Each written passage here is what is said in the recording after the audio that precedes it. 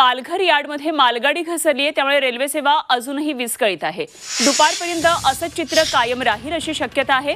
मुंबईकडे जाणारा अप मार्ग पूर्ववत करण्यासाठी प्रयत्न सुरू आहेत आणि घसरलेले डबे आणि coil loop line track number 3 वर सरकवण्याचं काम सुरू आहे। दुपारपर्यंत हे काम सुरू राहण्याची शक्यता आहे आणि त्यामुळे उपनगरीय सेवा बंद आहेत, ते लांब पल्ल्याच्या गाड्यांना विरार ते डहाणू दरम्यान थांबे देण्यात आलेत। मुंबईकडे जाणाऱ्या लांब पल्ल्याच्या गाड्या पालघर ते केळवा रोड दरम्यान मुंबई गुजरात दिशेच्या डाऊन ट्रॅकवरून नेण्यात येत आहेत। पालघरच्या इथे मालगाडी घसरली आणि त्याचा परिणाम हा आता रेल्वे वाहतुकीवर झालेला आहे। पालघर यार्डमध्ये मालगाडी घसरली, त्यामुळे रेल्वे सेवा अजूनही विस्कळीत आहे। दुपारपर्यंत हे चित्र कायम राहील अशी शक्यता आहे। मुंबईकडे जाणारा अप मार्ग पूर्ववत करण्यासाठी प्रयत्न सुरू आहेत।